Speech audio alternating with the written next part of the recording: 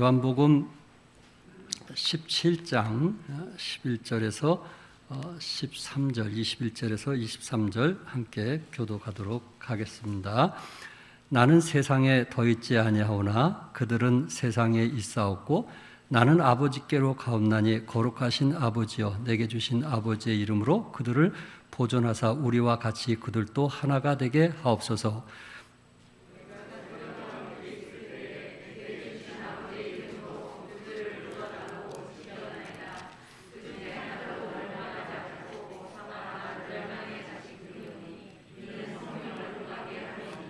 지금 내가 아버지께로 가오니 내가 세상에서 이 말을 하옵는 것은 그들로 내 기쁨을 그들 안에 충만히 가지게 하려 함이니이다.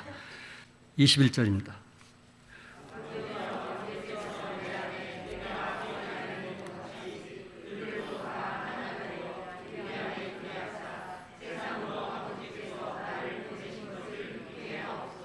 내게 주신 영광을 내가 그들에게 주었사오니 이는 우리가 하나가 된 것 같이 그들도 하나가 되게 하려 함이니이다. 곧 내가 그들 안에 있고 아버지께서 내 안에 계시어 그들로 온전함을 이루어 하나가 되게 하려 함은 아버지께서 나를 보내신 것과 또 나를 사랑하신 같이 그들도 사랑하신 것을 세상으로 알게 하려 함이로소이다. 아멘. 특별히 강인 목사님 또 사모님 이곳에 와서 개척도 하시고 또 참 우리 성도님들의 애경사를 위해서는 한 번도 빠짐없이 말씀 준비 외에는 참 여러분을 섬겼던 귀한 분들이십니다.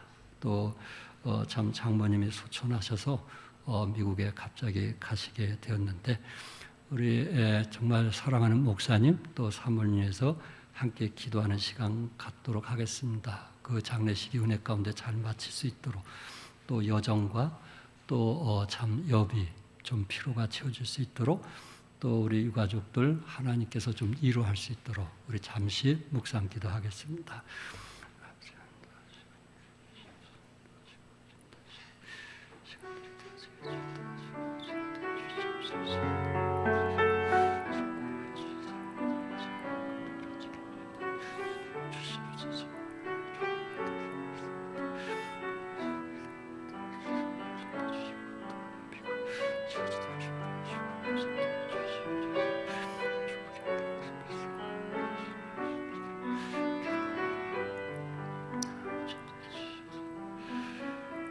아버지 하나님 감사합니다.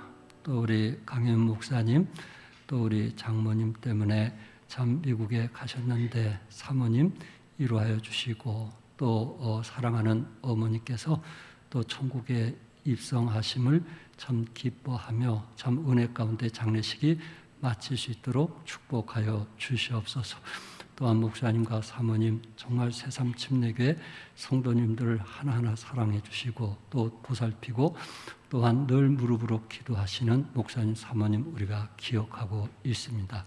아버지 하나님 그 사랑의 힘을 얻어서 우리도 정말 하나님이 기뻐하시는 하나님의 사람들이 되게 도와주시고 또한 이런 애경사에 서로 어려움을 나누고 또한 참 문자를 보내서 좀 격려하고 세울 수 있는 우리 새삼 침례교회 성도님들 되어지게 축복하여 주시옵소서. 이 시간 주님께 의뢰하며 예수 그리스도 이름으로 기도드립나이다. 아멘. 작성해 주시기 바랍니다.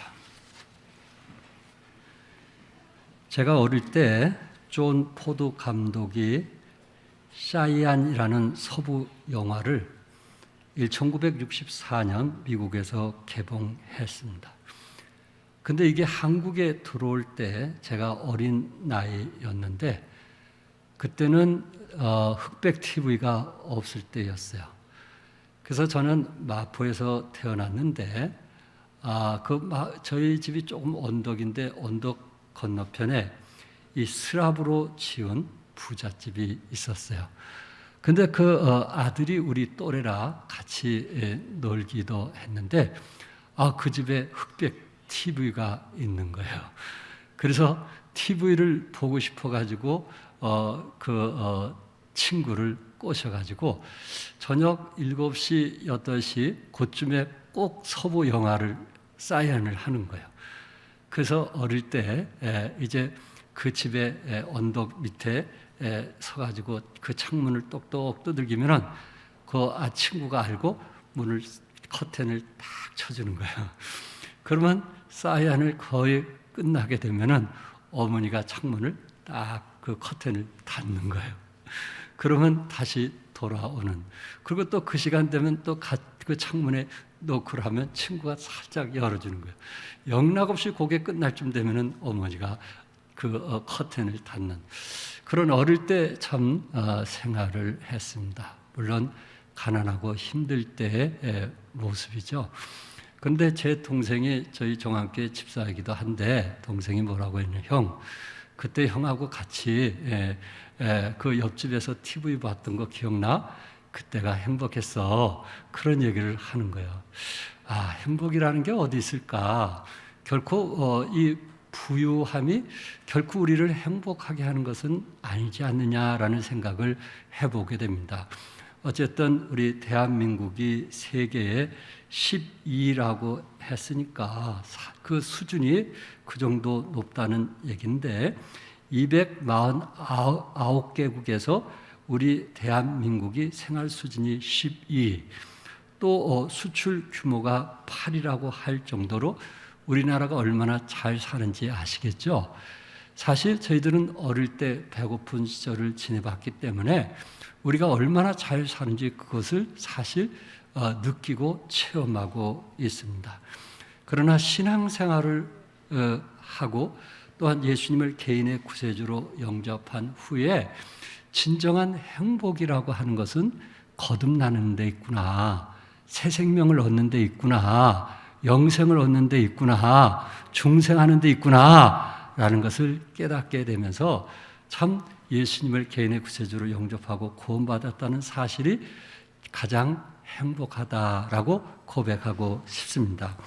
오늘 요한복음 17장은 예수님께서 십자가를 이제 지시기 전에 마지막 겟세마네 동산에서 할 수만 있거든 이 잔을 내게서 옮겨달라는 그 기도를 잘 아실 겁니다. 그런데 예수님께서 겟세마네 동산에서 가장 긴 기도가 바로 요한복음 17장에 기록된 말씀이거든요. 그런데 예수님께서 그 긴 기도를 하면서 무슨 기도를 했을까요? 물론 아버지 하나님께 기도도 했겠지만은 그 기도 가운데 빠지지 않는 것이 있는데 남겨둔 제자들을 위해서 기도했다는 것입니다.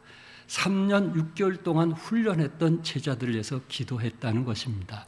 예수님이 십자가 앞에 죽음을 앞두고 이 사랑하는 제자들이 앞으로 어떻게 살 때 잘 살까? 앞으로 어떻게 살 때 행복할까? 그런 것을 마음에다 두고 예수님께서 아버지 하나님께 간절히 기도했던 내용입니다. 그 가운데 세 가지를 여러분과 함께 나누면서 은혜를 받기 원합니다. 첫째는 세상에서 보존될 때 영적으로 행복한 사람이 될 수 있다는 것을 예수님께서 하나님께 간절히 기도하셨습니다. 우리 11절 같이 한번 읽어볼까요? 다 같이 시작. 나는 세상에 더 있지 아니하오나 그들은 세상에 있사옵고 나는 아버지께로 가옵나니 거룩하신 아버지요 내게 주신 아버지의 이름으로 그들을 보존하사 우리와 같이 그들도 하나가 되게 하옵소서. 내게 주신 아버지의 이름으로 그들을 뭐 한다고 그랬어요? 보존한다 그랬어요. 보존. 이 보존이라는 단어는 세상과 구별되게 살아가는 그리스도인들을 말하고 있는데 세상과 구별된 삶을 살 수 있게 보존해 달라는 말입니다. 그것도 누구 이름으로요? 아버지의 이름으로 마치 벽으로 둘러쌌듯이 아버지의 계시와 보호 속에서 하나님의 그 사람들, 제자들을 거룩하게 지켜달라고 하나님께 간절히 기도했던 것입니다. 예수님께서 제자들이 잘 살고 또한 물질로 풍부하게 사는 것을 왜 몰랐겠어요? 그러나 제자들이 물질의 풍부함보다 더 행복한 것이 무엇이냐? 그것은 영적으로 악에서 보존될 때, 악에서 하나님의 보호하심을 받게 됐을 때 그것이 가장 행복하다는 말입니다. 여기에 보존해달라는 단어를 새 번역에서는 지켜주소서라고 번역이 되어 있습니다. 그러니까 세상으로부터 뭐 해달라는 거요? 지켜달라는 것입니다. 누구에게? 아버지께, 하나님께, 하나님께서 이 훈련된 제자들을 지켜달라고 하는 것입니다. 그러니까 예수님도 겟세마네 동산에서 정말 십자가의 죽음을 앞두고 하나님께 간절히 기도했던 것 중에 하나가 무엇이냐면은 3년 6개월 동안 훈련된 제자들이라 할지라도 악에 빠질 수 있다는 거요, 없다는 거요? 세상의 유혹을 받을 수 있다는 거요, 없다는 거요? 시험을 당할 수 있다는 거요, 없다는 거요? 예. 이번 코로나19로 인해서 믿음 어린 연약한 사람들이 교회를 떠난 프로테지가 너무 큽니다. 한국의 기독교인의 충격은 너무 큰 겁니다. 그럼에도 불구하고 또한 코로나19로 인해서 교회 다닌 사람들이 참 욕을 맞고 어려움을 당하거든요. 또한 유치원 교사나 학교 교사들은 아예 교회 나가지 못하도록 했고요. 또한 직장에 다닌 사람이 교회 나가면 사장이 와서 너 모든 거 네가 책임질래? 이렇게 묻는다는 겁니다. 네가 코로나19 걸려가지고 우리가 문을 닫으면 네가 다 책임질래? 책임지면 교회 나가라는 거예요.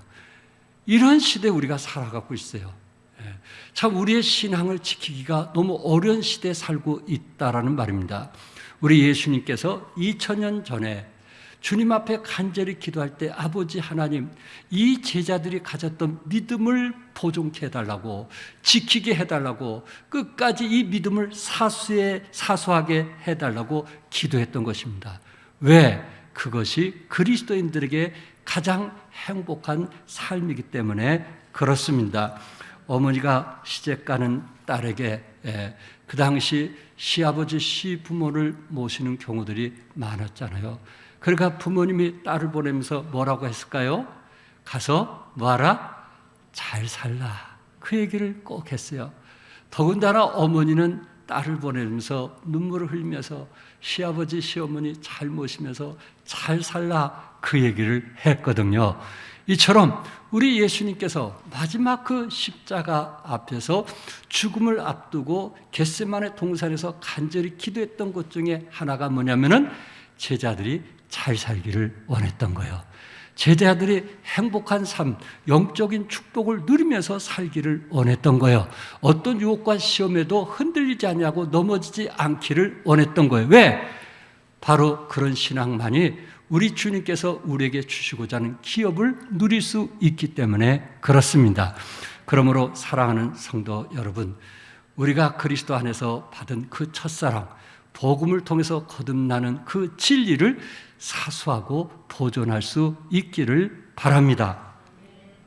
15절에서도 내가 비옵는 것은 그들을 세상에서 데려가시기를 위함이 아니요 다만 악에 빠지지 않게 무하기를 보존하시기를 위함이라. 악에 빠지지 않게 보존하기를 위해서 우리 주님께서 간절히 기도하셨다는 말씀입니다.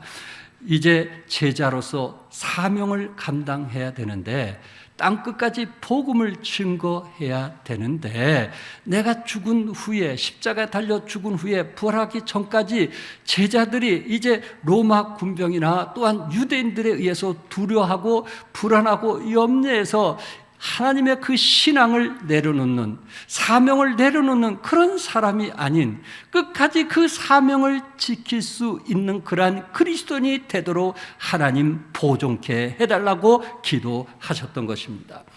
12절에 내가 그들과 함께 있을 때 내게 주신 아버지의 이름으로 그들을 보존하고 지켰나이다. 그들을 보존하고 지켰는데 예수님께서 제자들과 함께 하면서 누구의 이름으로 보존하고 지켰다 그랬어요? 아버지의 이름으로 그들을 보존하고 지켰다고 했습니다.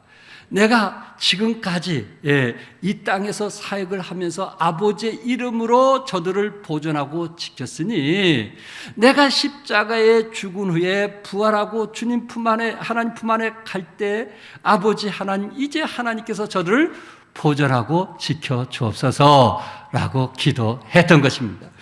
결국 여러분과 저를 보존하고 지키시는 분은 예수님인 거 믿으시기 바랍니다. 하나님인 거 믿으시기 바랍니다. 우리의 신앙이 보존되고 지키는 그러한 믿음이 필요하다는 것입니다. 쉬운 성경에서 이 12절의 말씀을 이렇게 번역했는데, 제가 그들과 함께 있는 동안 저는 아버지께서 제게 주신 아버지의 이름으로 그들을 지켰습니다 라고 쉽게 표현을 했습니다. 그렇구나, 제자들을 지키신 분은 아버지시구나, 결국 우리의 신앙을 지키시는 분은 하나님이시구나 라는 것을 믿으시기 바랍니다. 이게 전적인 하나님 은혜 아니겠어요? 곁길로 갈 수도 있고 믿음 안에서 떠날 수도 있고, 또한 관계 속에서 그 갈등과 아픔 때문에 등을 지는 그런 고비들이 있었지만은, 걸림돌이 있었지만은, 그때마다 성령께서 우리를 깨닫게 하시고 정말 몸부림치면서 하나님을 사랑하는 마음을 주고 십자가를 가까이 해서 우리의 믿음이 보존될 수 있었던 것은 전적인 하나님의 은혜인 것을 믿습니다. 우리 주님께서 제자들을 6절에 보니까 세상 중에서 내게 주신 사람이라고 그랬어요. 세상 중에서 하나님께서 내게 주신 사람이라. 또한 11절에 내게 주신 아버지 이름으로 그들을 보존하사 내게 주셨다고 그랬어요. 또한 12절에 내게 주신 아버지의 이름으로 그들을 보존하고 지켰나이다. 그러니까 새삼 성침례교에 보내주신 분은 누구실까요? 하나님이심을 믿습니다. 우리는 끝까지 우리의 신앙을 보존하고 지키는, 또한 여러분들을 통해서 세계 복음화의 사명을 감당하시기까지 하나님 지켜주시옵소서, 보존하여 주시옵소서. 어떻게 보면은 이런 시대에 살아가면서 이 보존이라는 단어가 말이에요, 우리 자녀들에게 꼭 필요한 단어 아닐까요? 자녀들에게 꼭 필요한 단어 아닐까요? 우리 세대는 그렇게 하나님 의지하면서 살 수 있겠지만 우리 자녀들은 지금 어떻습니까? 시대가 바뀌다 보니까 참 믿음을 지키고 신앙을 지킨다는 게 얼마나 어려운지 아시겠죠? 또한 고등학생들은 고3 때 이 학원 때문에 신앙을 버리는 경우들이 많이 있습니다. 저희 교도 마찬가지예요. 고3 때는 이 어머니가 자식을 사랑하는데 학원에 가지 않으면, 그 시간에 예배 시간에 학원에 가지 않으면은 다른 시간에 보충을 하든지 뒤떨어지든지 이러니까 이게 어머니로서 사랑하는 그 자녀들에 대해서 감당이 안 되는 거예요. 그래서 어머니가, 그렇게 믿음 좋은 어머니가 이렇게 얘기하는 거예요. 얘야, 그러면 고3 때만 주일날 빠지고 대학교 들어가서 신앙생활 잘하라. 요게 문제가 되는 거예요. 요게 문제가 되는 거예요. 이 아이들이 대학교 딱 들어서 머리가 커진 거예요. 엄마 저보고 뭐라 했어요? 고3 때는 쉬라고 그러지 않았어요? 그러면서 신앙생활을 안 하는 거예요. 고3 때 가장 걸림돌이 되는 거예요. 사랑하는 성도 여러분, 우리 주님께서 제자들에게 그때마다 왜 고비가 없겠어요? 어려움이 없겠어요? 그래서 아버지 하나님께 이들의 신앙이 보존되기를 간절히 기도했던 것처럼 이제 우리의 기도가 필요하지 않겠어요? 누구를 위한? 자녀들을 위한, 우리의 믿음이 대대 후손까지 이어지기 위해서 아버지 하나님, 일어나면 우리 자녀들 내가 가진 신앙 지키게 하여 주시고 이 복음을 기억에 해달라고 기도할 수 있는 여러분과 제가 될 수 있기를 바랍니다. 두 번째는 세상에서 주님이 주신 기쁨이 충만할 때 행복하다는 말씀입니다. 우리 13절 같이 읽겠어요. 시작. 지금 내가 아버지께로 가오니 내가 세상에서 이 말을 하옵는 것은 그들로 내 기쁨을 그들 안에 충만히 가지게 하려 함이라. 내가 지금 십자가 달려 돌아가기 바로 직전에 아버지께 내가 구하는 것은, 나는 아버지께 가오지만 내가 비옵는 것은 뭐냐면은 내가 가진 기쁨이 제자들 속에도 충만하기를 원하는 거예요. 내가 가진 기쁨이 제자들에게 충만하게 됐을 때, 십자가에 지실 때 로마 군병이나 유대인들의 핍박과 또한 시련에 대해서 참고 견디고 이길 수 있는 힘은 주님이 주신 기쁨이 우리 안에 충만할 때 이루어지는 거거든요. 세상이 주는 기쁨이 아니고 하나님이 주신 기쁨이 우리 안에 있게 됐을 때 세상을 감당하고 이길 수 있다는 말입니다. 제자들은 사실 이 말을 이해하지 못했지만 사도행전 13장 52절에 보면은 제자들은 기쁨과 성령이 충만하니라. 우리 예수님께서 부활하셨고 마가 다락방에 오셔서 평안할지라고 말씀하셨고 세상이 주는 평안이 아니고 주님이 주신 평안을 저들이 갖게 되었을 때 이제 로마 군병이나 유대인들을 두려워하지 않냐고 담대히 복음을 전했던 것을 우리는 기억하고 있습니다. 사도행전을 통해서 또한 우리 강희훈 목사님 그 강해를 통해서 우리는 더 잘 알고 있는데 그 성령의 역사심을 통해서 우리에게 기쁨이 되었고 어떤 고통도 이길 수 있는 힘을 갖게 되었다는 말입니다. 요한복음 15장 11절에 내가 이것을 너에게 이루면 내 기쁨이 너희 안에 있어. 아멘. 내 기쁨이 누구 안에 있어? 너희 안에 있어. 너희 기쁨을 충만하게 하려 함이라. 그렇구나. 우리는 예수님이 가지신 그 기쁨이 내 안에 있게 되었을 때 우리 안에 기쁨이 충만할 수 있고 세상을 이기고 승리할 수 있다는 말입니다. 여러분, 예수님은 어떠한 기쁨이었을까요? 히브리서 12장 2절 중간에 그 앞에 있는 기쁨을 위하여 십자가를 참았다라고 했어요. 그 앞에 있는 기쁨, 결국은 하나님 보좌 우편에 앉으시는 그러한 기쁨이 있었기 때문에 십자가를 참으셨다고 말씀하셨거든요. 그러니까 예수님은 그 안에 기쁨 때문에 어떤 그 십자가도 참고 내 뜻대로 마옵시고 아버지의 뜻대로 할 수 있었다는 말입니다. 사실 그 십자가는 말로 표현할 수 없는 고통 아니겠어요? 침뱉음을 당하고 매로 맞기도 하고 또한 손과 발이 이제 못에 박히기도 하고 창에 허리를 찢기기도 하고 가시 면류관을 통해서 이마에서 피를 흘리면서 머리서부터 발끝까지 온 피를 쏟으신 분 아니겠어요? 그 엄청난 고난, 그 수욕, 이 모든 것을 감당할 수 있었던 것은 하나님이 그 안에 주신 기쁨이 있었는데 그 십자가의 죽으심을 통해서 여러분과 제가 예수 믿고 구원받을 수 있고 하나님의 자녀가 될 수 있고 우리 주님과 영원토록 동행할 수 있다는 그 기쁨 때문에 우리 주님은 그 고난을 참고 견디고 이길 수가 있었다는 거예요. 우리 예수님께서 비유로 말씀하시면서 요한복음 16장 21절에 여자가 해산하게 되면 그때가 일렀으므로 근심하나 아기를 낳으면 세상에 사람 난 기쁨으로 말미암아 그 고통을 다시 기억하지 아니하느니라. 여러분 여기 어머니들 계시잖아요. 아이를 낳을 때 그 힘들고 어렵다는 거 주위 사람들 통해서 다 알잖아요. 실제적으로 또한 그 고통을 당하셨잖아요.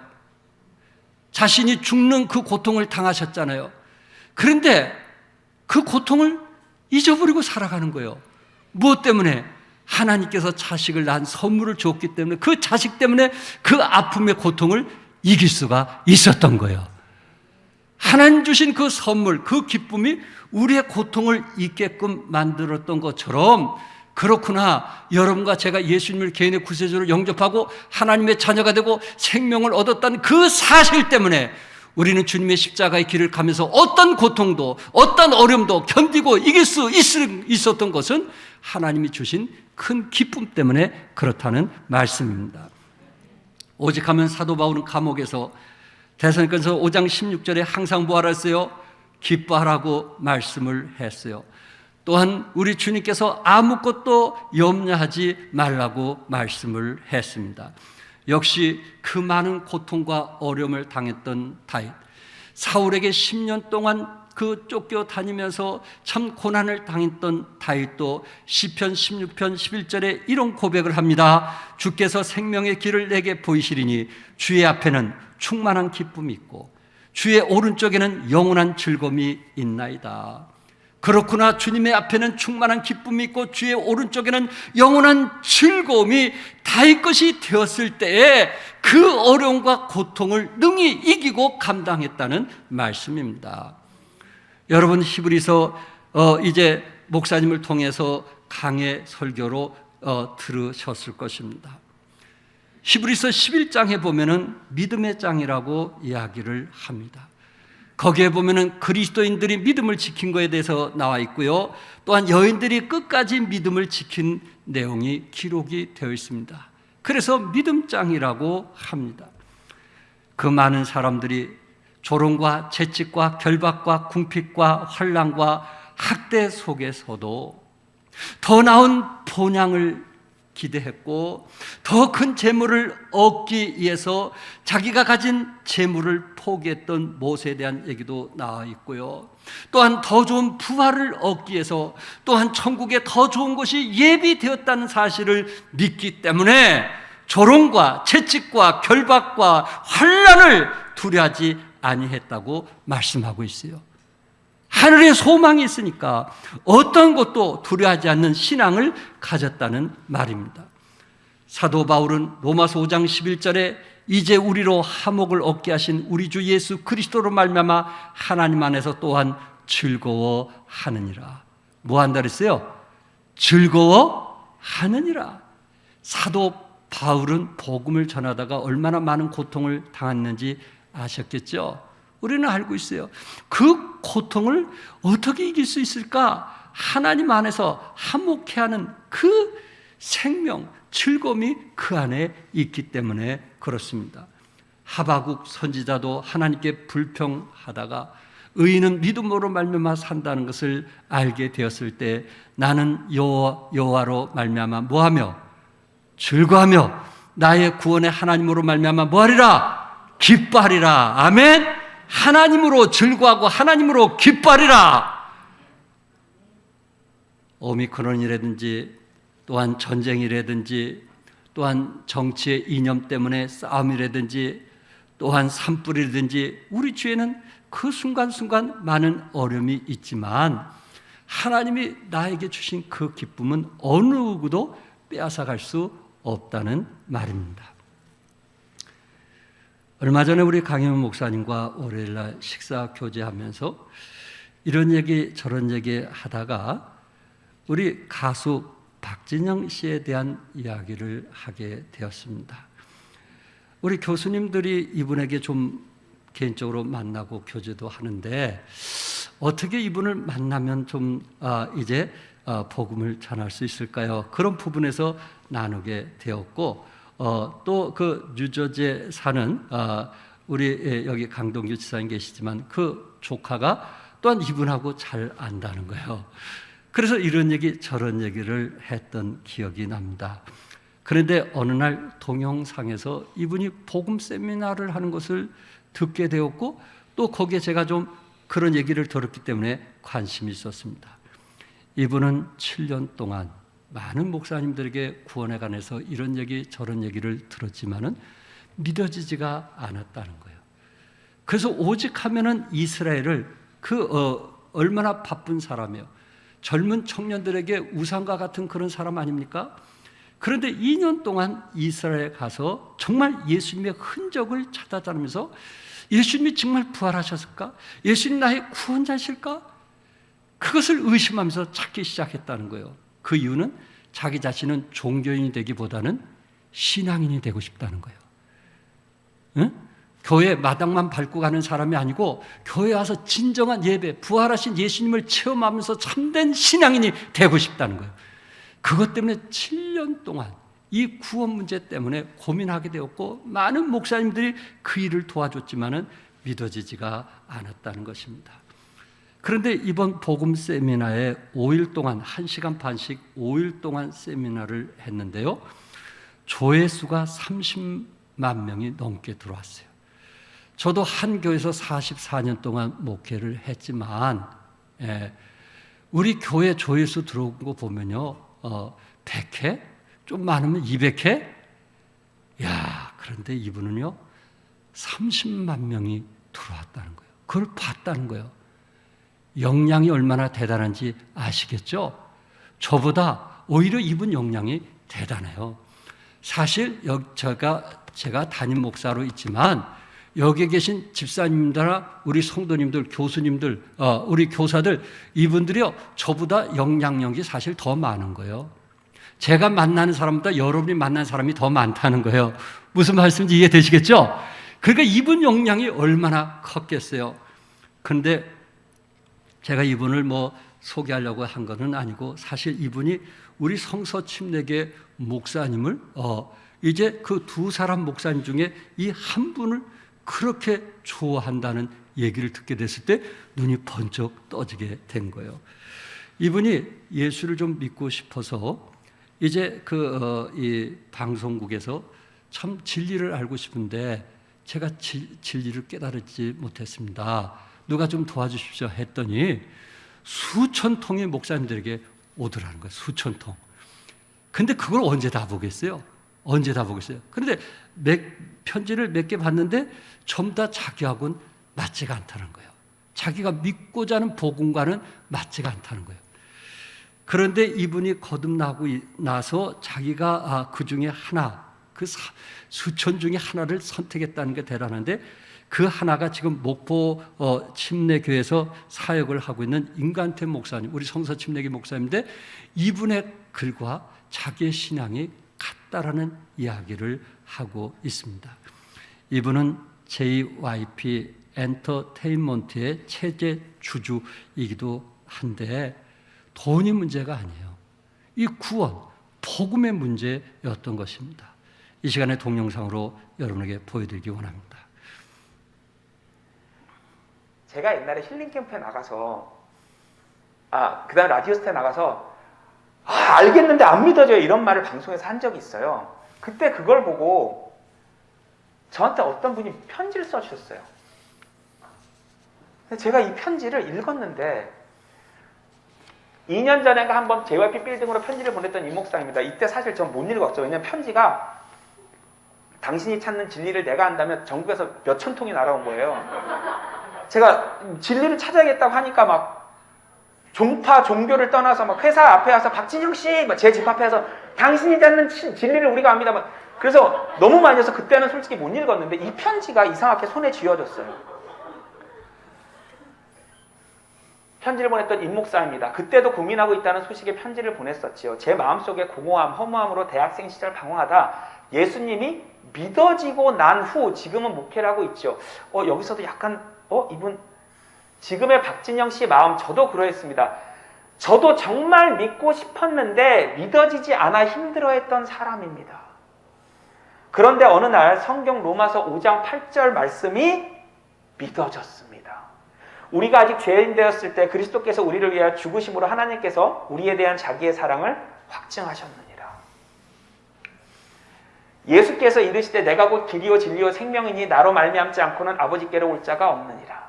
믿어지는 것이 은혜입니다. 내가 믿고 싶다고 해서 믿는다면 내 공로요, 내 행위이기에 또한 내 자만의 요소, 교만의 요소가 될 것입니다. 하나님의 은혜로 믿어져 지금은 그 은혜에 감사하여 이 목회길을 가고 있습니다. 너희는 그 은혜에, 이거 이제 우리 아까 읽은 에베소 2장 8절 9절이죠. 믿어지길 기도하겠습니다. 언제라도 좋으니 한번 찾아오세요. 같이 이야기하면 좋겠습니다. 저도 똑같은 경험을 하였기에 용인 민속촌 부근에서 목회하는 이제 지금 이제 옮기셨어요. 목포에서. 제가 이제 이 편지를 가지고 있었어요. 7년 뒤에 제가 거듭나고 전화를 드렸어요. 지금 목포에서 사역하고 계신 이제 임관태 목사님이라는 목사님이신데요. 7년 만에 연락을 드렸더니 너무 놀라셔서 오셔가지고 진짜 만난 날 밤새 서로 교제하고 지금도 연락하고 제가 이 세미나 할 때도 기도해 주겠다고 응원해 주시고 이렇게 아마 제가 가깝게 연락하고 지내는 아마 두 목사님, 이대 목사님이랑 아마 임관태 목사님 두 분 공통된 믿음, 공통된 구원이라는 말이 뭔지 아시겠죠? 이상하죠? 뭔가 공통되죠? 여러분, 이분이 돈이 없어서 갈급한 거는 아니잖아요. 지식이 없어서 갈급한 거는 아니잖아요. 연대 출신이고 대학원까지 다녔다가 중퇴했던 사람이니까. 또한 인기가 없어서 갈급한 거는 아니잖아요. 사회적으로 볼 때 이분은 모든 것을 다 누렸던 사람이에요. 근데 우리 성경에 니고데모가 나오잖아요. 아마 현대판 니고데모가 아니었는가. 7년 동안 복음을 듣기 위해서 바로 예수를 믿기 위해서 이렇게 참 고통 가운데 있다가 예수님이 믿어졌다는 고백입니다. 여러분이 아신 대로 우리 강현민 목사님 아버님, 강인규 목사님, 지금은 돌아가셨지만은 당시 성서 침례교회에서는 가장 큰 교회였거든요. 그리고 방송국을 통해서 거듭나지 못한 사람들이 복음을 듣기 위해서 행당동으로 쫓아왔다는 거 아시나요? 그 중에 대표적인 분이 윤한병 목사님이었어요. 교회는 오랫동안 신앙생활을 했는데 복음을 듣지 못한 거예요. 그것 때문에 갈급한 거예요. 그 안에 영생을 얻게 되니까 이제 모든 것을 잊는다 할지라도 행복하고 즐거운 거예요. 구원 받으셨습니까? 거듭났습니까? 행복하십니까? 어떤 어려움이 있다 할지라도 우리는 그런 기쁨이 있는 거예요. 평안을 너에게 주노니 곧 나의 평안을 너에게 주노라. 내가 너에게 주는 것은 세상이 주는 것과 같지 아니하니라. 너희는 마음에 근심하지도 말고 두려워하지도 말라. 평안을 너에게 주노라. 세상이 줄 수 없는, 세상이 알 수도 없는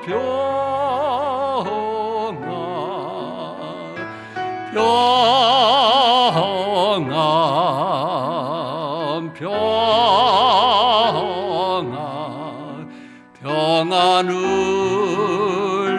내게 주노라. 다 같이 평안을 내게 주노라. 평안을 너에게 주노라. 세상에 줄 수 없는, 세상에 할 수도 없는 평안,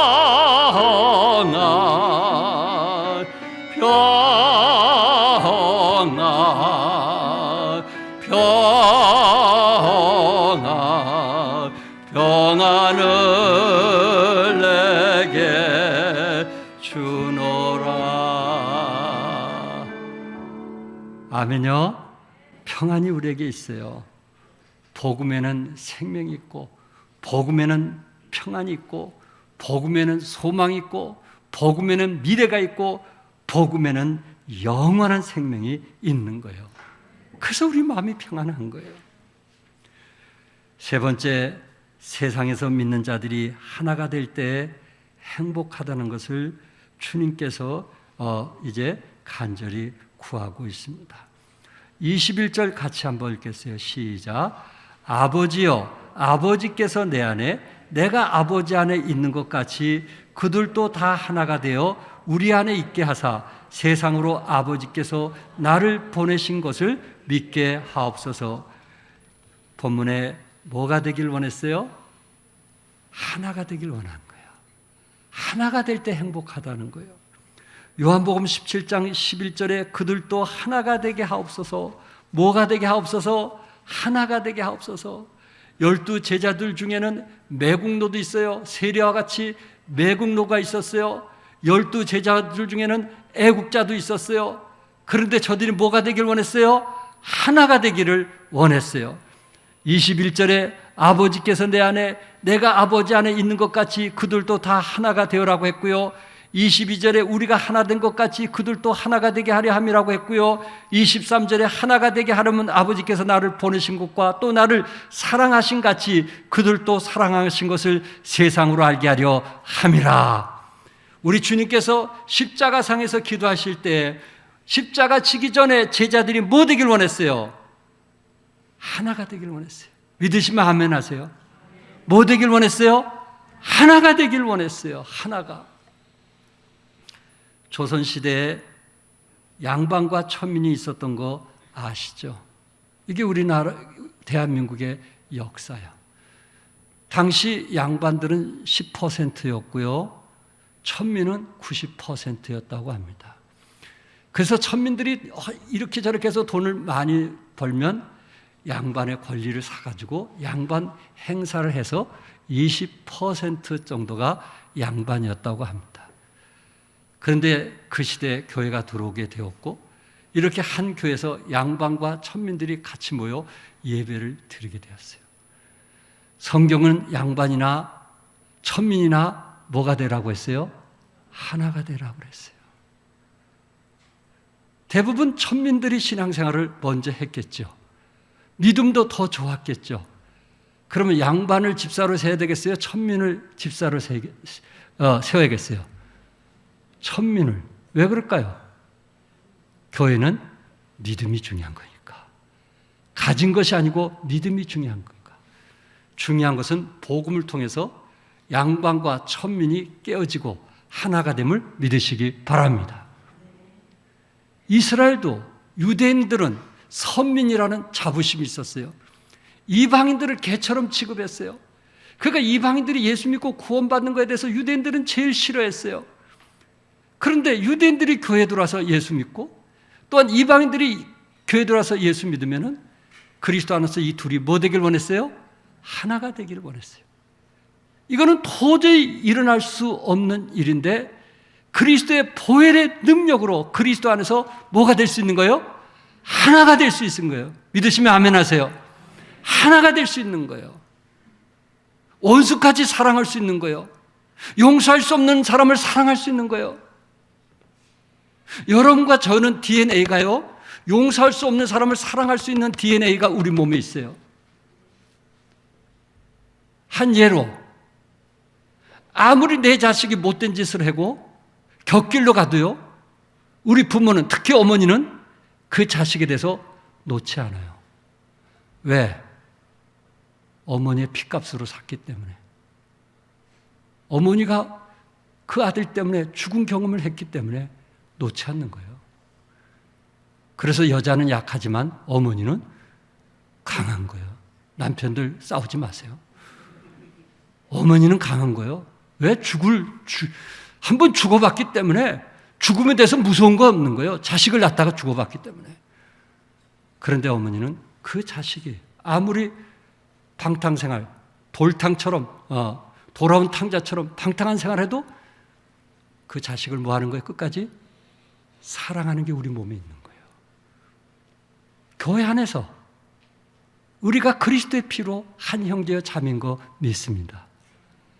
때로 상처가 있고 아픔이 있다 할지라도 우리 안에 사랑할 수 있는 DNA가 있단 말이에요. 그리스도의 피가 흐르고 있단 말이에요. 겸손과 온유로 품어주시고 사랑해 주셔서 하나가 되시기를 바랍니다. 십자가의 정신은 무엇입니까? 서로 만나는 정신입니다. 예수님 누구나 다 만나셨습니다. 강도도 만났고 백부장도 만났고 자기를 못 박아 죽이는 원수까지도 만났습니다.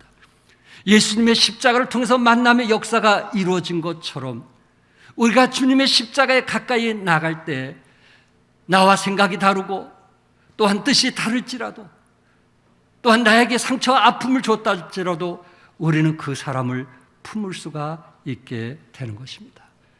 저는 목사로서 두 아들이 있습니다.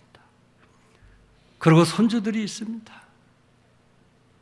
부모가 가진 것이 있을 때 자식에게 당연히 줘야 되겠죠. 그러나 재산보다 더 중요한 것은 내가 사랑하는 자녀들이 서로 간에 뭐가 되길 원하는 거예요? 하나가 되길 원하는 거예요. 그렇게 믿으시면 아멘 하세요.